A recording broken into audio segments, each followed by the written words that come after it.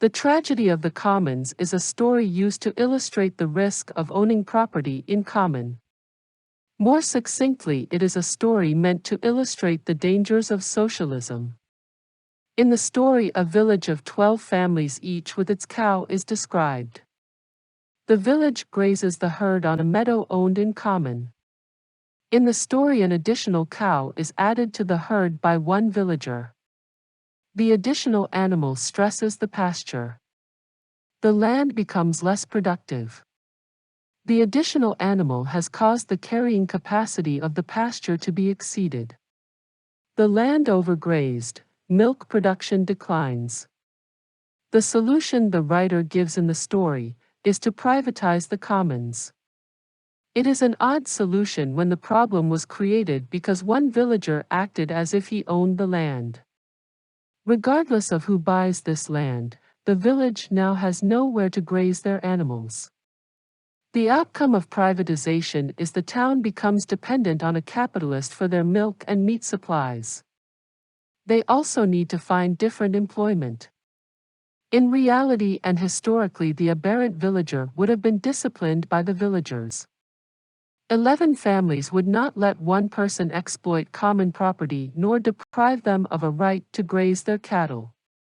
In reality, no one in a small community can afford to make enemies of their fellow villagers.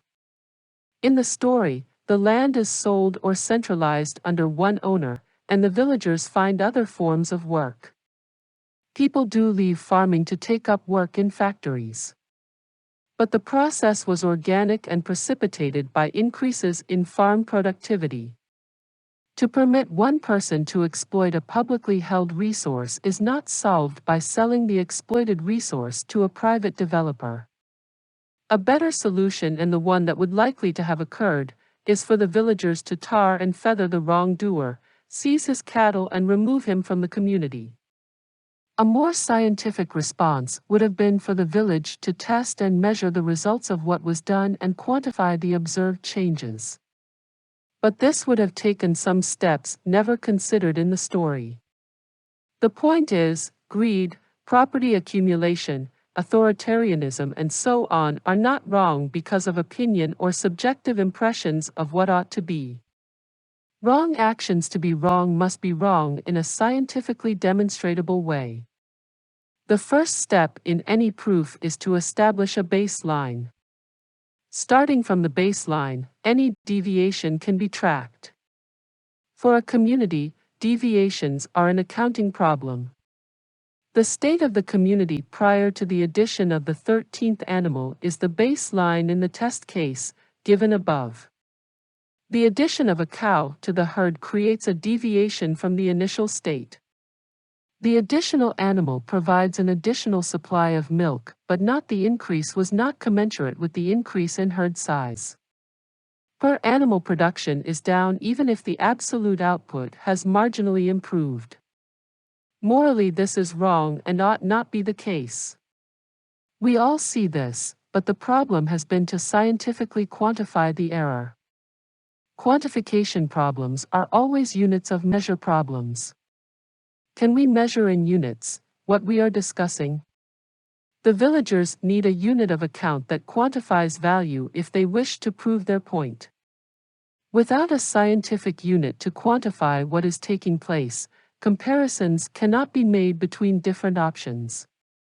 The a priorian unit is a standard unit useful for plotting deviations in 3 different sectors.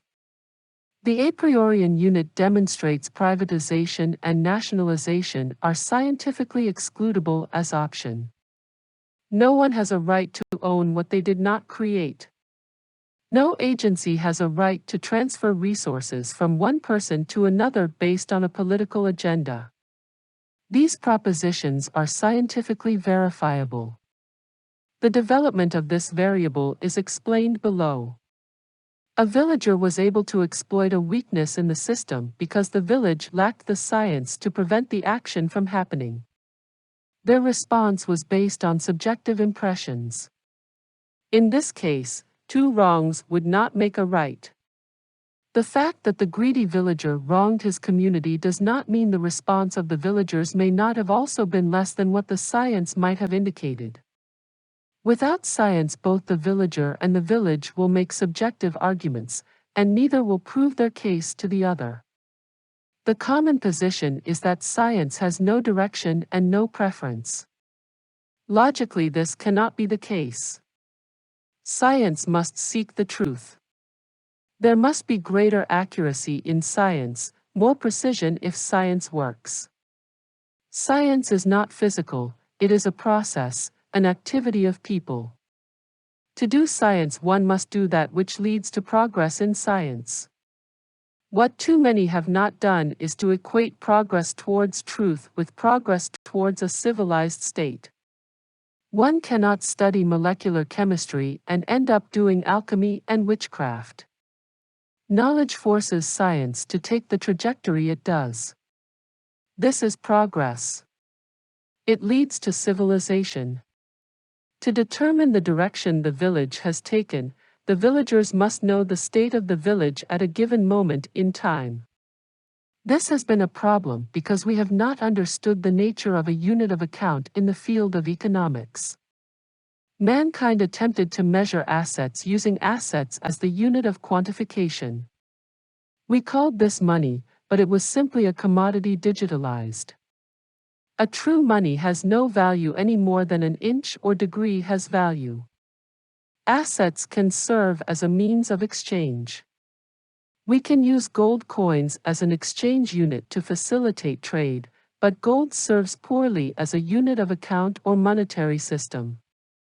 To measure the wealth of a community, the community must pool its commercial assets. All commercial property within a political jurisdiction is appraised. The value of the community property is divided by the population to give us a product per person number. This measure is the nominal zero or baseline against which all deviations are compared. In the above case, if the carrying capacity of the land is not exceeded, there will be a net increase in the value of both assets and milk production. If the carrying capacity of the land is exceeded, the trend line will be downwards.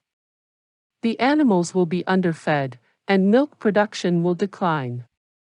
It is one thing to be reactive and to see things in hindsight. But science has to be predictive to be useful. If we define civilization as a destination and the state of nature as the base, the greater the difference between test group and control group, defined as a group in a state of nature, the more civilized the test group. We can predict that the more the individual diverges from the control group, the more he or she contributes to civilization, when civilization is defined as the difference between control and test group. We call this divergence applied to the individual, specialization. The work the individual adds to the control group is called equity. The control group is composed of assets, that is, the things that exist in a state of nature unmodified by human hand. The task of creating civilization is the job of adding value to assets by means of work. Work adds value to assets and can and must be measured scientifically to determine the rate of progress, the rate at which civilization is being acquired.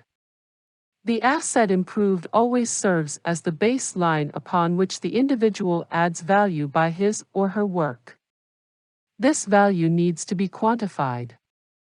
To do this, the community uses preferred shares as a type of local currency. Assets are the natural resources found in the community. Equity is the value added to these assets by work.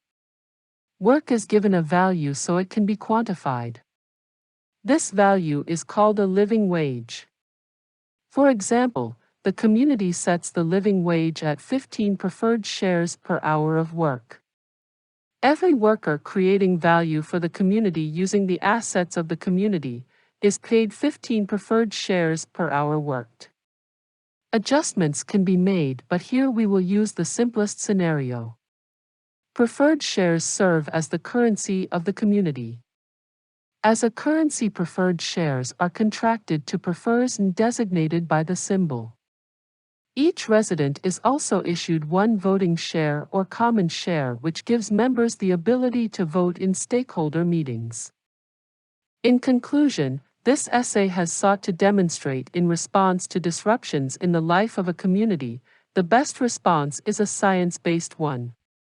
We as a species needs to move past subjective-based agendas that only serve to perpetuate bigotry and self-interests. There is a scientific measure of civilization and an objective way to determine its level and rate of progress.